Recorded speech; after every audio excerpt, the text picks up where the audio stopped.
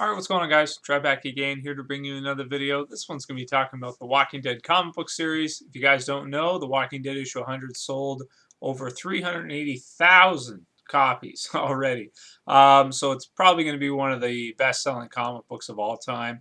In terms of Image Comics, I think it is right up there with The Darkness, which was really hot when it first started, and Spawn, because Spawn #1 is actually, I think, one of the highest-selling comic books of all time, with, I'm pretty sure, the highest selling is Jim Lee on X-Men, when he first started on X-Men. So X-Men #1, which is now called New X-Men. That's the highest selling comic book of all time in terms of, my knowledge. I'm pretty sure it's still the highest selling. And there's been lots of others too, like Jim Lee on Justice League #1. I'm sure that was huge. Yeah, there's just been all kinds, but this is pretty amazing for The Walking Dead to be able to do 380,000 copies sold. When it's on, Image Comics, which is a smaller, it's not one of the main two. You got Marvel and DC. Those two really rule the market in terms of comic books. Anybody else like Image, Dark Horse, these other, smaller companies and this kind of stuff, they really have trouble competing for the most part. Aside from, like, what Spawn was back in the day, there really hasn't been another series that's kind of come on like this and really just, trumped the big two when it comes to sales in this kind of way. And in trade paperbacks, The Walking Dead has actually sold more last year in 2011 than any other. It was on the New York Times bestseller list. I'm pretty sure that's for the first graphic novel, the first trade paperback. So that's absolutely cool. To add on to my thoughts of The Walking Dead 100, you guys see my review. I talked about it quite a bit. No spoilers, still no spoilers. Don't want to spoil anything for anybody. But I was a little let down by issue 100. I still did like it a lot. Like, I think it was great, but, I was hoping for more of like an all-out war in the issue.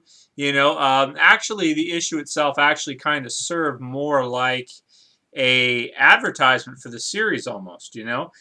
People that maybe haven't been reading the comic book that picked up issue 100 would kind of read it, and then afterwards would really want to see what happens next as a result for payback, of what Negan does in the issue.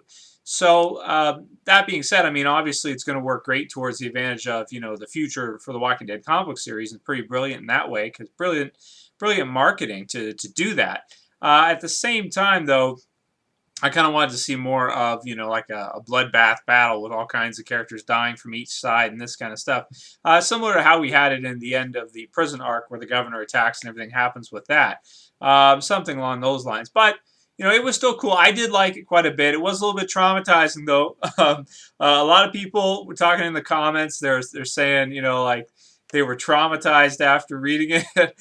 And I can say I was a little traumatized, too. I actually, when I read it over, like, again, the third time, I started to see different things that I didn't notice before. Because, like, the first time I read it, my jaw was just on the floor, and I'm just reading it, I'm just like, oh my God. So I wasn't even reading a lot of the things Negan was saying about Lucille being a vampire bat. I totally missed that because I was just looking at the spread. I was like, oh, man. And then I flipped to the next one because it was just so brutal. Anyway, let me know what you guys thought about The Walking Dead issue 100. Pretty controversial. I think it was good, though, overall, but definitely could have been better. It can always kind of be better, but it was still a great issue, and it deserves all those sales, and really exciting for The Walking Dead going forward. Later, guys. Peace.